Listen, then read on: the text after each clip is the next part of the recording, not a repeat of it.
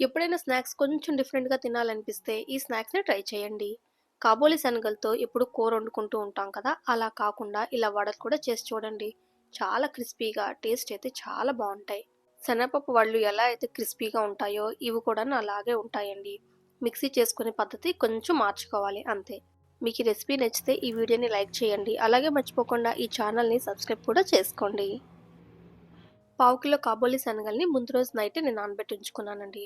నార్మల్‌గా అయితే 8-9 hours time పడుతుంది ఇవి నానడానికి. కొందరు ఇవి తొందరగా నానడానికి వేడి నీళ్ళేసి నానబెడతారు కదా! అలా కూరలకైతే ఓకే. గానీ ఇలా వడలు చేసుకునేటప్పుడు మాత్రం చల్లటి నీటిలోనే నానబెట్టుకోవాలి. ఇవన్నీ ఒకేసారి గ్రైండ్ చేసుకోకుండా వీటిని 3 పోర్షన్స్‌గా చేసుకొని అప్పుడు వీటిని గ్రైండ్ చేస్తాను. ఫస్ట్ మిక్సర్ జార్‌లోని ఒక పోర్షన్ మాత్రమే శనగలు వేసుకొని, ఇందులోని 2 ఇంచీల అల్లం, ఒక స్పూన్ జీలకర్ర, ఇంకా 8-10 పచ్చిమిరపకాయలు వేసుకోవాలి. ఇక్కడ నేను వేసుకున్న అల్లం, జీలకర్ర, పచ్చిమిరపకాయలు ఈ ఒక్క పోర్షన్‌కి మాత్రమే కాదండి ఇది. టోటల్‌గా ఇది పావు కిలో శనగలు కదా! వీటన్నిటికి సరిపడే అంత ఈ పోర్షన్‌లోనే వేసేస్తున్నాను. ఇప్పుడు ఈ శనగలు పేస్ట్ లాగా గ్రైండ్ అయిపోకుండాను పొడి పొడిగా కొంచెం గింజలు కనిపించేటట్టు ఎలా గ్రైండ్ చేసుకోవాలో చూసేయండి. మిక్సీ కంటిన్యూగా ఆన్‌లో ఉంచకుండా ఇలా ఆన్ ఆఫ్ చేసుకుంటే మాక్సిమం 2-3 సెకండ్స్‌లో ఇలాగ అయిపోయింది చూసారా? ఇంకొకసారి తిప్పుకుంటే కనిపిస్తున్నాయి కదా శనగలు అక్కడక్కడ అవి కూడా గ్రైండ్ అయిపోతాయి.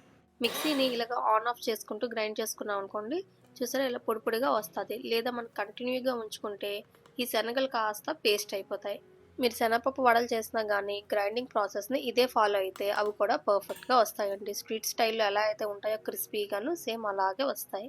గ్రైండ్ అయిన దాన్ని ఇప్పుడు ఒక ప్లేట్‌లోకి తీసేసుకొని సెకండ్ పోర్షన్ వేసుకొని అది కూడా సేమ్ ఇదే ప్రాసెస్‌లోనే గ్రైండ్ చేసుకోవాలి.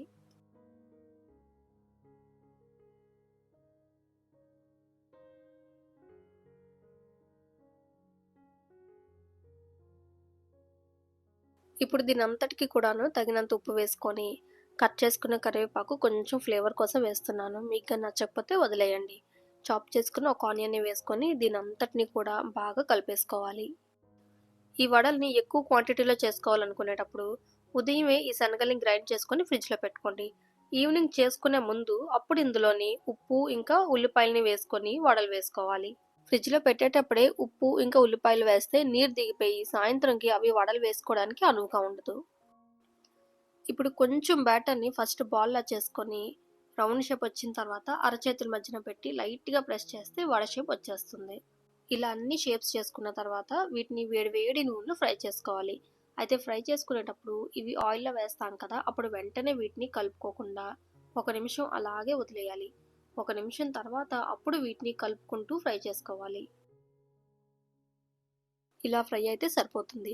ఇప్పుడు వీటిని వేడి వేడిగా సర్వ్ చేసుకుంటే తినడానికైతే చాలా బావుంటాయండి క్రిస్పీగాను. వేడి వేడిగా తింటే మాత్రం ఇంకొక 4 వడలైతే ఎక్కువగానే తింటారు.